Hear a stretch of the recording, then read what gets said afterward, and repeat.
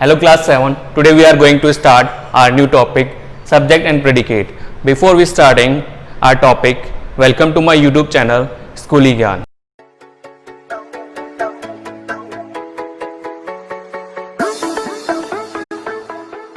तो student start करते हैं हम लोग सब्जेक्ट एंड प्रेडिकेट। तो सब्जेक्ट एंड प्रेडिकेट की बात करें जब भी हम लोग, तो ये सबसे पहले हमारे माइंड में एक बात क्लिक होती है कि ये दोनों ही कहाँ इंपॉर्टेंट होते हैं, इनकी इंपॉर्टेंस कहाँ होती है। वो होता है सेंटेंस, मतलब जब भी कोई वाक्य बनता है तो उसमें सब्जेक्ट एंड प्रेडिकेट जो होता है वो कंप्लीट करता है उस सेंटेंस को। ठीक है, तो इसी में देखते हैं सबसे पहले इससे पहले वाले टॉपिक के बारे में कि लाइक हम लोगों ने डिस्कस किया था सेंटेंस, कि सेंटेंस क्या होता है, सेंटेंस की डेफिनेशंस, काइंड ऑफ सेंटेंस वगैरह।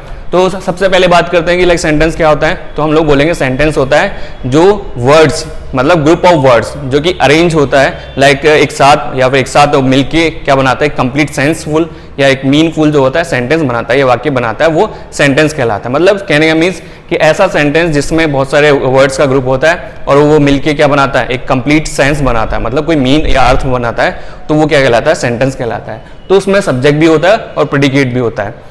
और सब्जेक्ट और प्रेडिकेट एक दूसरे पे बोल सकते हैं ना, एक दूसरे पे डिपेंडेंट होते हैं या एक दूसरे के ऊपर निर्भर होते हैं, डिपेंड होते हैं कहने का मीन्स। और इसके पीछे रीजन क्या होता है, क्योंकि जब तक सब्जेक्ट नहीं होगा तो प्रेडिकेट की कोई वैल्यू नहीं है, और प्रेडिकेट नहीं है तो सब्जेक्ट की कोई वैल्यू नहीं है। ठीक है, तो स्टार्ट करते हैं हमारा टॉपिक।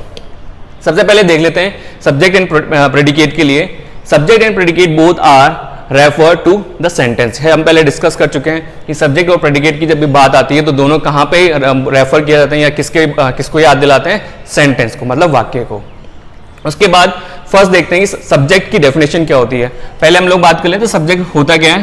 तो अगर हम लोग हिंदी के बेसिस पे बात करें तो सब्जेक्ट का मतलब होता है कर्ता। ठीक है, कर्ता मतलब डूअर, जो काम करता है। ठीक है, जब भी बात आती है सेंटेंस में कि लाइक किसने किया, तो उसमें हम लोग क्या बात करेंगे, कर्ता, लाइक डूअर। तो सबसे फर्स्ट इसकी डेफिनेशन देखते हैं। इसकी डेफिनेशन क्या होगी सब्जेक्ट की। What we talk about in a sentence is a subject. मतलब जिस भी सेंटेंस वाक्य के अंदर बात हो रही है, किसके मतलब क्या, जिसके बारे में बात हो रही है, ठीक है, तो वो क्या कहलाता है, सब्जेक्ट कहलाता है। फॉर एग्जाम्पल जैसे हम यहां से ले लेते हैं, राम हैड अ पेन। ठीक है, तो यहाँ पे किसके बारे में बात हो रही है, राम के बारे में, तो राम यहाँ पे क्या है, सब्जेक्ट है। ठीक है, आगे देखते हैं। Hence we can say that there is a must to have a subject in a sentence to complete sentence। ठीक है, इसलिए हम लोग कह सकते हैं कि सेंटेंस जो है वाक्य के अंदर होना, या बोल सकते हैं सेंटेंस के अंदर एक तरह से बोलें कि लाइक आपके सब्जेक्ट का होना या बोल सकते हैं कर्ता का होना उतना ही जरूरी है जितना प्रेडिकेट का। मतलब बिना सब्जेक्ट के जो है सेंटेंस कंप्लीट नहीं होगा, इसलिए मस्ट बोला गया है कि सेंटेंस के अंदर क्या हो, सब्जेक्ट हो। इसके बाद देखते हैं जो कुछ इंपॉर्टेंट पॉइंट है वो कि लाइक वी मस्ट से और predicate something about the subjects. तो हम लोग कह सकते हैं कि सब्जेक्ट में या सब्जेक्ट के बारे में कि जो प्रेडिकेट, और दूसरी बात करें हम लोग या फिर कुछ कहा जाता है सेंटेंस के अंदर, तो वो क्या कहलाता है, सब्जेक्ट कहलाता है। ठीक है, जैसे for example Ram had a pen, Ram के पास पेन था। Kamal went to village, Kamal का गांव गया था। तो ये सारी चीजें क्या है, दोनों चीजें कि जो पास्ट को प्रेफर करती है, पास्ट को बताती है। लेकिन ये टेंस वेंस हम लोग बाद में करेंगे क्योंकि टेंस का टॉपिक जब आएगा जब करेंगे।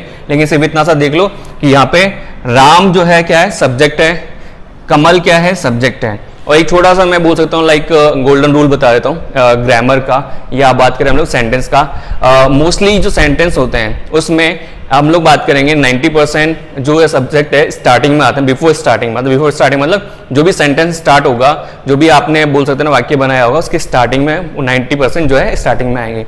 वो 90% इसलिए बोल रहा हूँ, कई बार क्या होता है कि स्टार्टिंग में मे भी हो सकता है कि आपके पजेसिव जो बोल सकते हैं वर्ड्स वो आ जाते हैं, या फिर हो सकता है कि लाइक जिसको बोल सकते हैं दिस दैट दीज दोज, इस तरह के वर्ड्स आ जाते हैं, इसलिए मैंने 90% इसको काउंट किया है। ठीक है, बाकी 90% है स्टार्टिंग में आते हैं, जैसे ये हमारे सामने एग्जांपल है।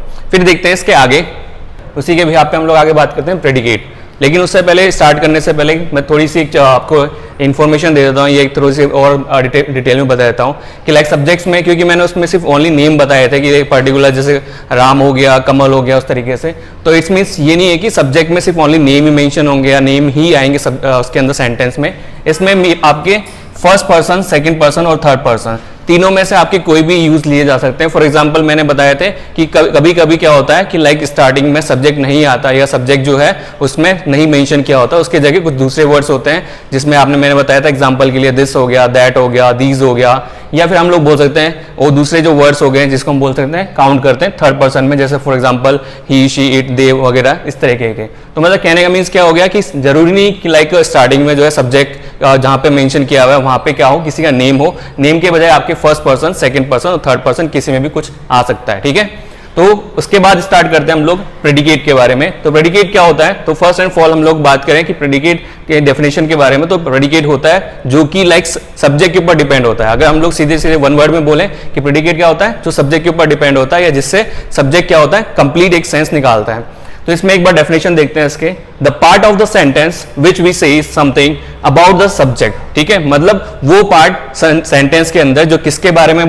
बता रहा है, सब्जेक्ट के बारे में या सब्जेक्ट के ऊपर डिपेंड हुआ है, तो उसे हम लोग क्या बोलेंगे, प्रेडिकेट बोलेंगे।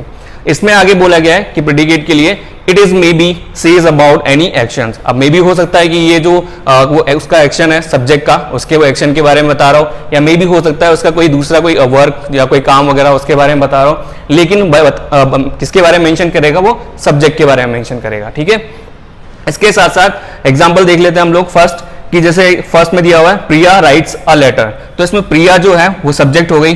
ठीक है, लेकिन रिमेनिंग जो पार्ट हो गया आपका वो क्या है, प्रेडिकेट है, राइट्स अ लेटर, क्योंकि बिना इसके किसके, बिना प्रेडिकेट के सब्जेक्ट जो है एक तरह से इनकम्प्लीट है, और अगर हम लोग बात करें बिना प्रेडिकेट के सब्जेक्ट इनकम्प्लीट है। तो दोनों एक दूसरे पे डिपेंड है और उसी के बेसिस पे पूरा सेंटेंस क्या होता है, कंप्लीट होता है या उसका सेंस निकलता है। फिर देखिए आगे हम लोग बात करें, इसमें इंपॉर्टेंट नोट देख लेते हैं कि लाइक प्रेडिकेट में क्या इंपॉर्टेंट नोट है, जैसे मैंने उसमें सब्जेक्ट में भी बताया था। तो इसमें देखो first, sometimes we are notice that in a sentence doesn't have any subject and express complete means। मतलब कई बार क्या होता है कि हमारे जो सामने सेंटेंस होता है उसमें क्या होता है, या तो कंप्लीट मीन्स नहीं निकलता या उसमें सब्जेक्ट नहीं होता है। जैसे हम लोगों ने डिस्कस किया था इम्परेटिव सेंटेंस के अंदर, अगर इससे पहले वाला जो टॉपिक था हमारा काइंड ऑफ सेंटेंस, तो उसमें हमने क्या डिस्कस किया था, इम्परेटिव सेंटेंस में हमारे पास कोई भी सब्जेक्ट नहीं होता है, because they are starting from verbs first form.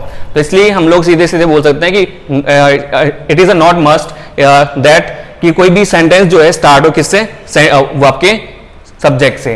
तो इसलिए हम लोग बोलेंगे, तो फर्स्ट हमको ये ध्यान रखना है कि सब्जेक्ट की जो है वैल्यू उतनी ही है जितनी प्रेडिकेट की है, क्योंकि दूसरे पे एक दूसरे पे डिपेंड है। तो इसमें फिर हम लोग आगे नेक्स्ट वाले वीडियो में कराएंगे एक्सरसाइज। Okay, thank you.